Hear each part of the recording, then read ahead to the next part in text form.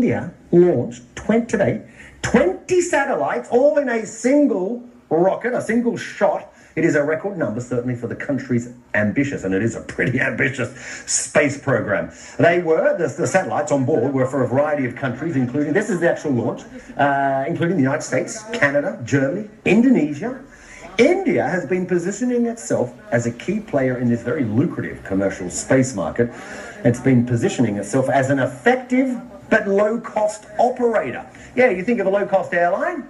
Low-cost rockets, why not? Dr. Carol Haswell is Senior Lecturer in Astrophysics at the Open University and joins us. Carol, great to have you in the studio. Listen, can I just start with this briefly? That's amazing. As a layman, I had no idea that you could launch multiple satellites. I mean, maybe 1, 2, or 3. 20? I mean, Russia has the record of 30. Yeah, well, I think you have a launcher, and that has a certain capacity in volume and in mass that it can lift up into orbit. And then obviously it's just like packing. If you're going on a trip, you want to pack everything into the boot of your car. And so these satellites vary from one that's over 700 kilos to one that's 999 grams. So they've grams? Yes, so they've packed them in. Wow, okay, so it's like bulk buying, isn't it? I'm assuming, obviously, it's cheaper for, if it's my satellite, right, it's cheaper that I go with a bunch of others and we all share the cost. Yeah, that's right. Can we talk about India? Because it is amazing, and maybe the uninitiated out there who haven't heard much about India's program, let's be frank, India's a wonderful country. You don't think India and you think space program, but you've got to start doing that now, right? This is very ambitious. This is a country that's had some very successful missions. One to Mars, a successful one to Mars. It's just launched a reusable, basically its own indigenous space shuttle.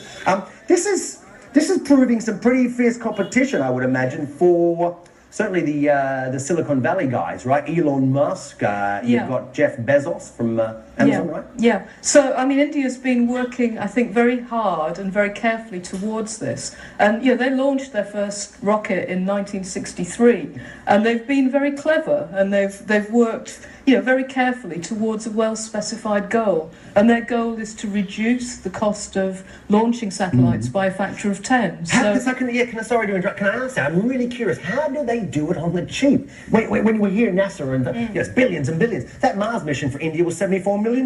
Yeah, well, I think if you've got a fairly small and focused organisation and you're very clear about what your goal is, then everything that everybody's doing is working towards that goal. And if you think about NASA in the 1960s, what they did with the Apollo program was similar. It was very, very focused. And then NASA grew and became a much more complex organisation. And I think it's universally recognised that it became less efficient, less good at making cost-effective decisions. And I think the Indian operation is still small and lean and focused. Yeah. So, they're running rings around the more established space agencies that we would think of. Saturn is the next place. No. Can I ask you this? How much of an impact does something like this, a program like this for India, I mean, it makes money? I mean, how much money is generated for the economy? And does this help a country like its GDP to grow? Yeah, well, I think India's had a policy of trying to get a lot of highly educated, technical people, and obviously this helps with that. The satellites that they're launching, they're charging for this, so they're making a direct profit.